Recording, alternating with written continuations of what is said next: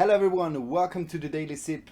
My name is Oliver from Neo and my mission is to bring you closer to Japanese green tea, and the center of today's topic is actually the Saemidori cultivar, or the so-called most savory Sencha cultivar that I personally know, coming from a Sencha. So what we are going to talk about is today the Saemidori, which is actually a crossbreed of Yabukita and Asatsuyu.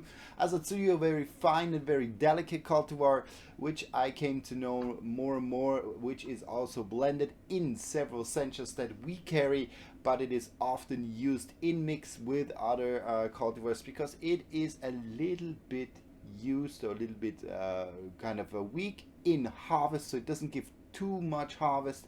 So it has also been crossed with the Yabukita, the most known cultivar in Japan, just to give it a little bit of an extra yield, to give it a little bit of extra strength. But still, Saemidori is quite a delicate cultivar, quite a delicate green tea type, which is mostly spread in the south due to the warm climate, due to the fact that it is not in frost areas, and therefore it can grow easier and better. It is also a fast growing cultivar, so a fast growing green tea type, which is yielded mostly around 7 days before Yabukita. So it's a cultivar which is going early in the market, and that's why also Saemidori is often used for the Sencha. Sencha is tea which is kind of spring harvest, or it's the very first harvest in the year, and therefore it is it used to be very liked in the 70s and 80s.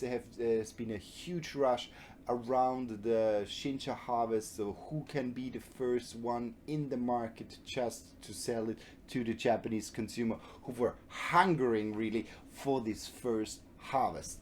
So Saemidori became quite popular in recent years, but it also became quite popular because it is a savory and a strong umami flavored cultivar. So it really kicks the note of this savory sweet taste profile, which I was hungering for this morning after having yesterday the Okumidori. Today I am going into the Saemidori, which is even stronger in its savory taste note. And to just give the savory taste note the extra kick, I also brought my red Tokoname Kyusu, which is pushing a little bit the tea on this edge. So I really want to dive into this strong umami savory taste, just to get the maximum of savoriness out of my tea. What I brought today is also the Henta. Mr. Henta, as I said yesterday as well, is producing 3 teas for us. Well, 4 teas is right. One is his Henta Sencha, which is a blend of 8 different cultivars, and this one is the pure single cultivar tea from the Saemidori cultivar, which I am drinking today.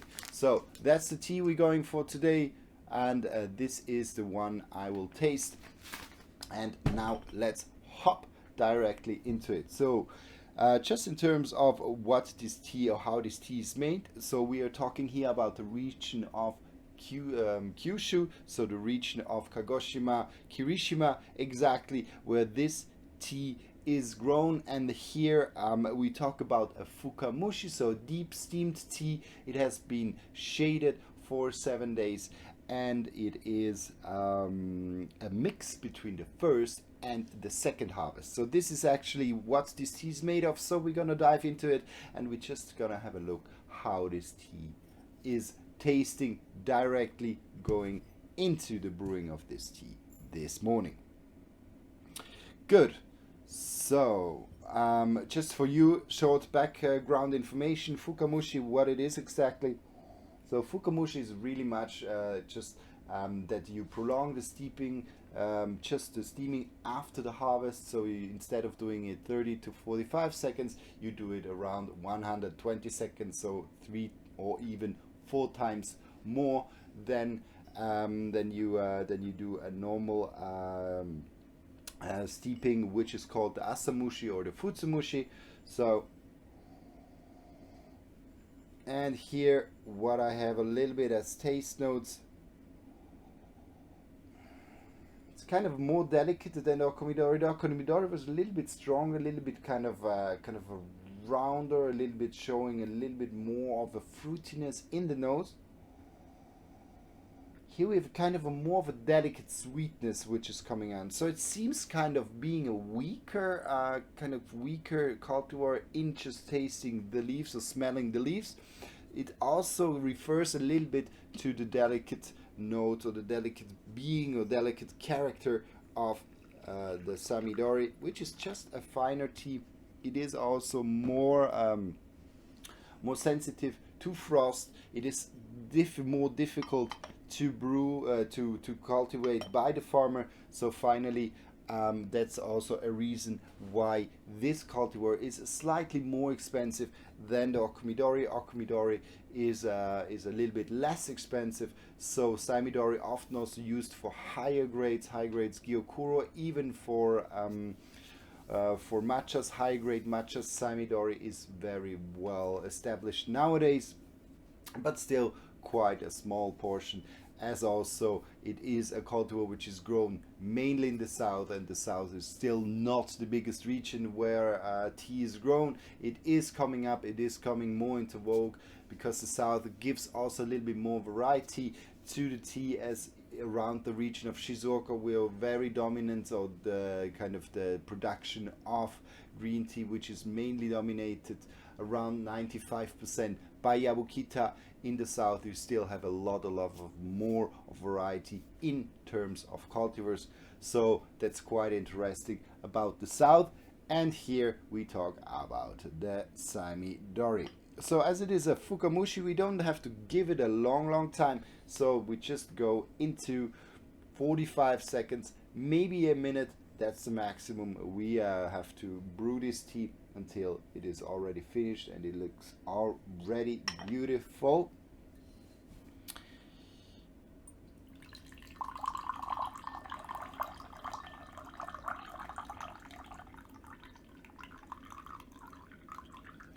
Already in terms of color.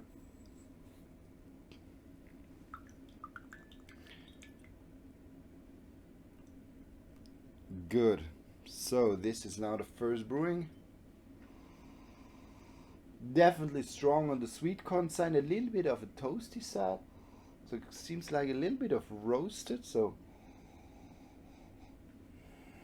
but strong on this sweet, savory, kind of sweet corn, but really going more into this kind of sweet, savory, smelly section.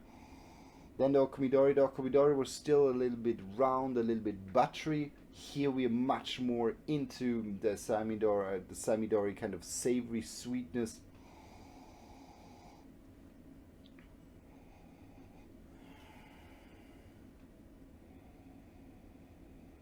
I have a little bit of this butteriness too, but it's much less intense than with the Saemidori, than with the Okomidori.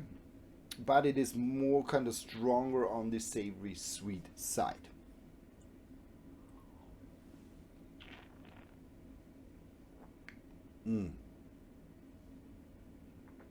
So strong on the kind of this umami flavor. It's like, this is really a umami bomb. I cannot say differently.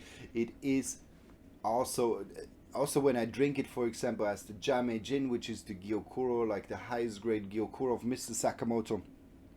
What is very special about the Saemidori is that it has really this strong savory note to it. It has really this kind of extra kick in savoriness. So if you're really looking for a Saemidori tea which is kind of really give you this kick, or a tea which gives you this kick off this savory taste note, the Saemidori is definitely for you. This is definitely the tea you should once try, just to see if you like this. It goes directly straight to this flavor profile. You have a lot of the savoriness developing in your palate, and it starts to linger and linger and linger, so it really stays a long time in your palate. A quite interesting tea if you're looking for this taste note. For some people it might be a little bit overwhelming when you're just going into Japanese green tea and you're a newbie to it and you still start to discover, then the Okumidori might be a better solution because it is finer, it's a little bit round, it's a little bit more full bodied. But here we are going straight to the umami flavor and straight to the savoriness.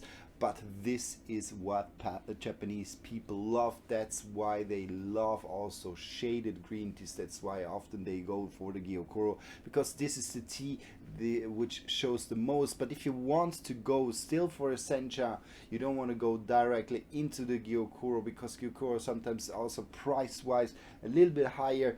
So here you definitely have a Sencha which goes strong in the direction of a Gyokuro. Also, in terms of liquor, so we are here in the color. It's not directly in the first steeping clear, that is Fukamushi. Still, you have a lot of the golden color.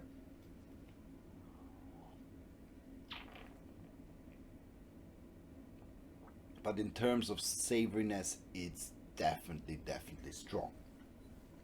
This for me, I must admit, is on the limit of savoriness. I'm more a little bit of a Sencha person, which likes a little bit this roundness, the sweet fruitiness, and I like when the savoriness is part of the taste. But here the savory taste profile is definitely the dominant taste profile.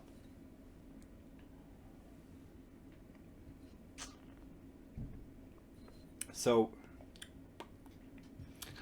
pretty strong in savoriness, I must say.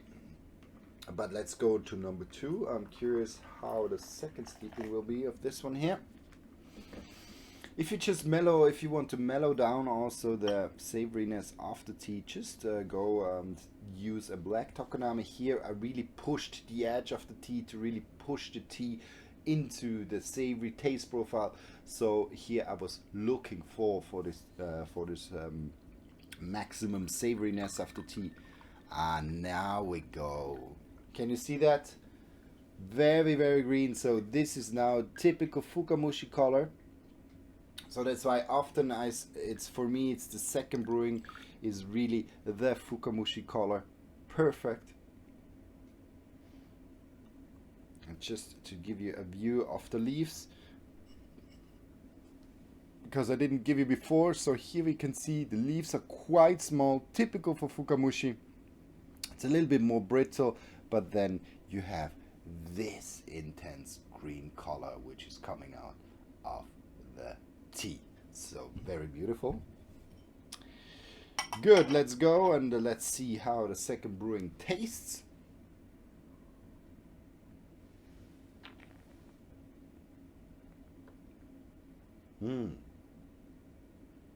Now we're talking more my language. So here you have a little bit, so the first steeping is really savory, bam, coming in, you got it, you got the umami flavor, this is what you're looking for, then you should go for. Here in the second brewing you have a little bit more of a nutty flavor coming up, so it softens down a little bit on the umami side and leaves a little bit more space for other flavor profiles. So I have a little bit of a cashew nutty flavor profile coming now in front. I still have a lot of savoriness, so it's not that the savoriness disappears, it just goes a little bit down. Just this kind of slight reduction in this taste profile just leaves space for some other tastes, which is here for me manifesting more in kind of a nutty kind of a flavor profile, which is giving a little bit also more of a creaminess. So for me, definitely second brewing is the better one for me.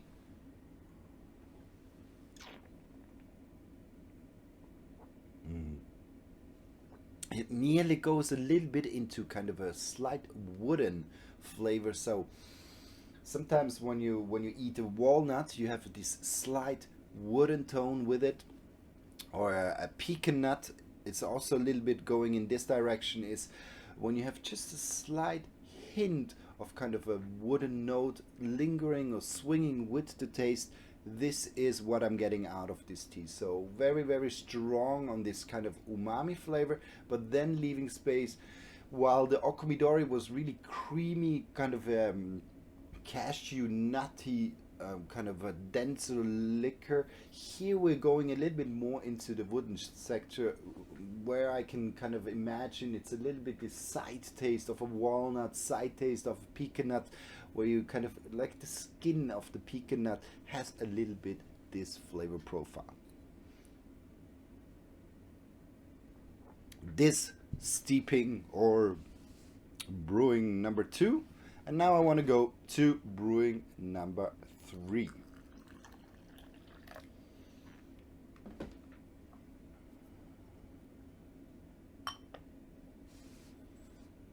Just leave it in for a very short time.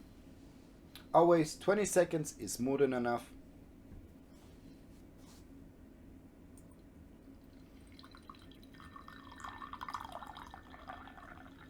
And we see again the beautiful, beautiful color.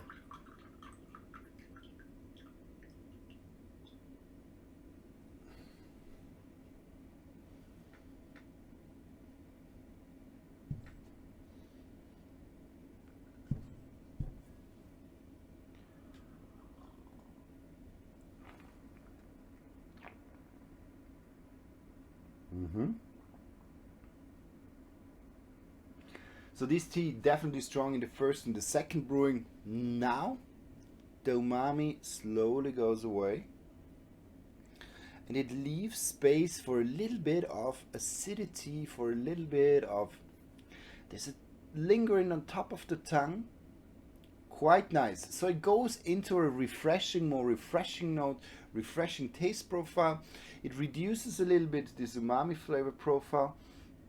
And there's a slight hint of sourness also coming out of the tea, which is nice, because first you have this strong umami flavor, then you have a little bit more of this kind of a mix of umami flavor with this kind of wooden, kind of nutty pecan nut, walnut note, and now in the third one you have a little bit more of a zesty flavor profile, a little bit more of kind of a lemony flavor profile, a little bit of sourness, a little bit of acidity. Quite interesting, and I have a really fresh taste profile now manifesting in my palate, so a little bit more of the direction of nearly a Yabukita, I might say. So maybe the Yabukita side of the Saemidori now in the third brewing comes out, and I really have a refreshing flavor profile now, which is nice. It rounds the tea up in a way that you have kind of a final fresh note to the tea, so it kind of gives you this small kick in the end where it kind of refreshes yourself, and you have a good kind of last fresh kick before you finish this tea. So quite interesting. Changes are quite different. So the Okomidori was also changing, but I kind of feel that the Saemidori is changing more, so I have a broader spectrum in taste profile. Therefore I think it can be quite interesting for you as well, just to discover how a green tea can evolve from steeping to steeping to steeping. So here the third steeping very different to the first one, so I would say also an interesting tea in terms of different flavor profiles you can experience through the different steepings. Yes, this is it. Good. Last view on the leaves, still quite small. I think I could do even a fourth brewing. Here I will stop the daily sip today. So we'll stop the daily sip today, and it was a pleasure to have you, and thanks a lot for watching. And if you ever have a question, don't hesitate to ask. I'll be more than happy to answer it. Have a great day. See you, and bye-bye. Bye.